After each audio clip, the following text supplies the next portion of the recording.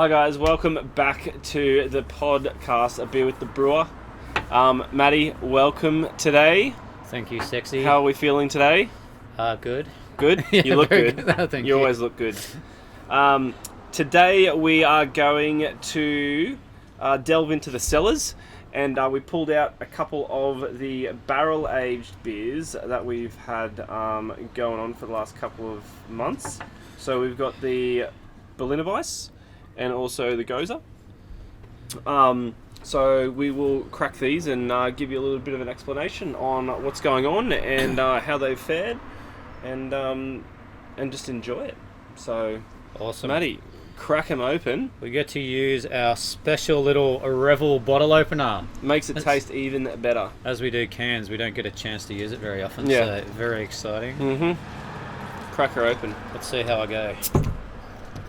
Oh, it's got that Effervescence.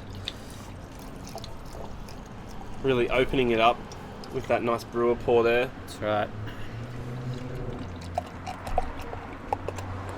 Oh, sensational. Mm. Quite nice. You still you really get that that barrel flavour coming through, that oak flavour, don't you?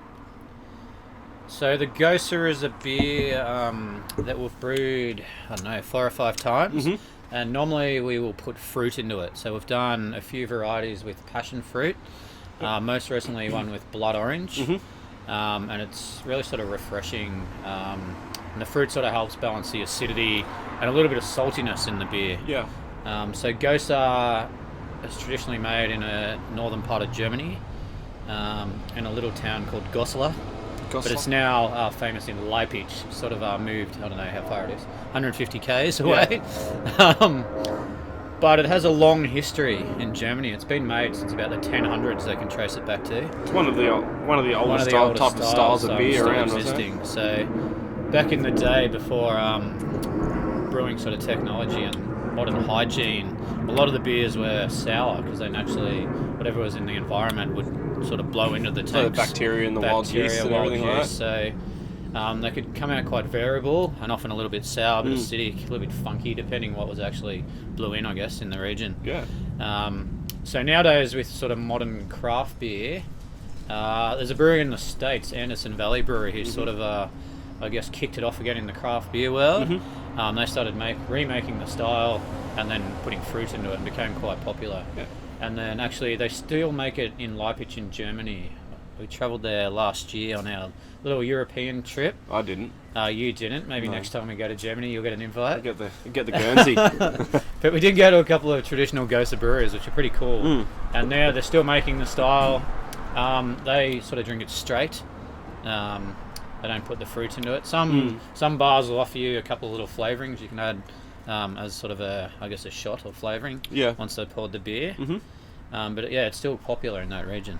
And with that region, and you were talking about the saltiness that comes through it. Yeah. There is the knowledge that upstream from an original brewery was like a salt mine which created the salinity, it back or hundreds of years to an area where they had a lot of salt, just basically table salt in their water. Yep.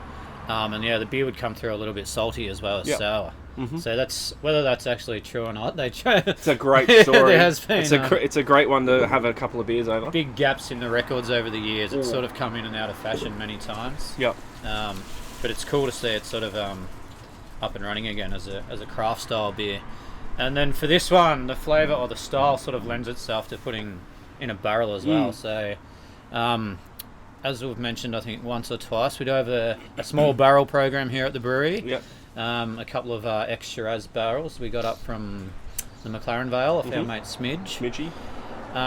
So this has picked up a little bit of the barrel, a little bit of oak, probably enhanced the acidity a bit. So there's probably a bit of lacto or even wild yeast in the barrel. Yep. And just a hint of the red wine flavour. So the beer sort of continues to evolve. It's we bottle condition it. So it carbonates in the bottle, give it a nice sort of almost champagne-like spritziness. Yeah, it's great on the palate. Holding it pretty well. Very, very nice, refreshing on the palate. So aside, probably the thing you pick up most is just a little bit of funk. as opposed to the straight version, which is a bit more clean lactose sourness. So, yeah, interesting. Probably goes well with cheese or something like that, I think. Yeah, like a cheese board. I'll have to rip that out. Might have to try that next time. All right. Well, cheers. You got any left? All right, so that was the barrel-aged Gose. Delicious. So, Sexy, why don't you have a crack at opening the Berliner Weisse? First time for everything. Oh, hear that? Yeah. Nice little bit of absolutely effervescence. Beautiful. All right, Matty.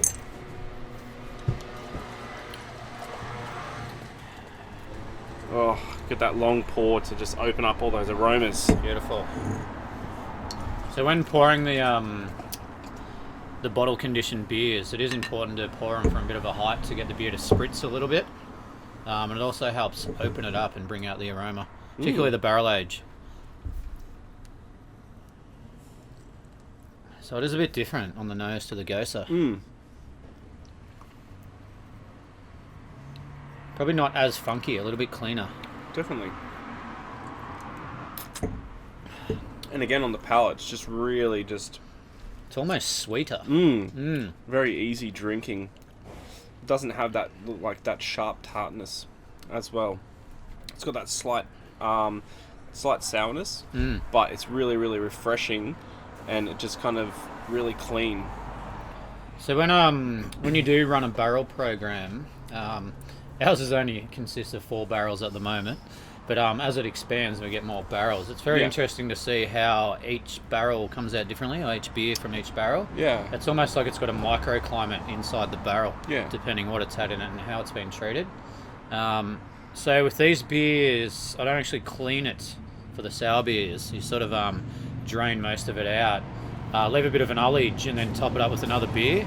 So if there is anything in there, bacteria-wise or wild yeast, that'll carry over into the next beer and kick off a bit of a culture. So you can sort of run a bit of a culture in each beer, and then as it builds, you have 2, 3, 4 beers through there. They all pick up their own sort of unique flavour. And is that kind of what you're aiming for with the barrel-aged type of beers? Is that to actually create that culture and create that evolving kind of flavour profiles through different beers and utilising different barrels and all that type of stuff, and then just keeping that generation going, and every year you'll get something different and different layers and all that kind of stuff coming through. Particularly with the sour beers, just to get a bit of that funk and have the culture sort of keep going. They do a similar thing in Belgium with the lambic beers, where they'll pull out a part of the beer each year and top it up and just sort of keep it going. Okay. And they keep bringing out different aged versions of the beer that have all aged and taste a little bit differently. So nice. It's called the Solera technique for those interested at home. Yeah, fantastic.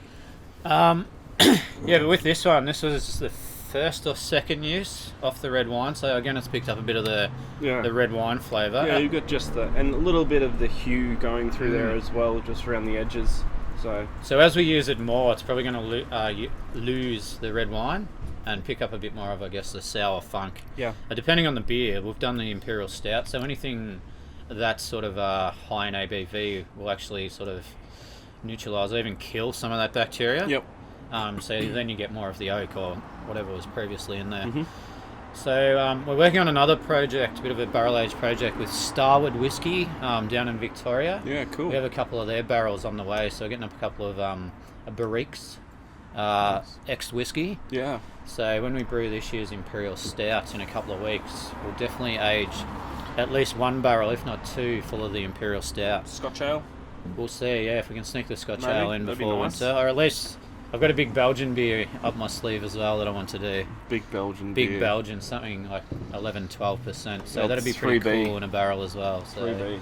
In a whiskey barrel, that'd be quite interesting. Definitely. And particularly, as we get a bit more space and more barrels, we can keep expanding on what we do with the barrels. Yep. I think the new location's probably got a fair amount of kind of yeast from different eras floating around, since it's over 100 years old, and there's a lot of timber and things like that in the beams, and a lot of airflow through there coming off the river and everything like that. So it would be really interesting to see how they evolve in that space, and possibly even do some kind of open fermentation as well. That would be pretty cool. Down the track to get an open fermenter would be pretty cool, and then pop it in the barrels and see what happens. 100%. But yeah, no, fantastic. Another great couple of beers from the barrel. You've done well for your first crack. Yeah. So yeah, it's very, very, very drinkable, very refreshing, especially on these nice, warm winter summer days. Warmish. The sun's not quite out. It's not out today, but last week. Yep.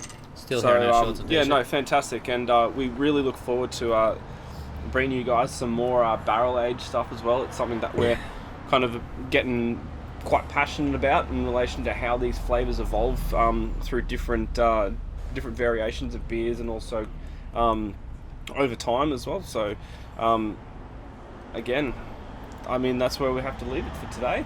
We'll continue drinking these beautiful beers, and Matty, cheers and good work. Cheers, again, mate. Absolute pleasure, and cheers for everyone out there for joining in. See you next time. Cheers, guys. Cheers.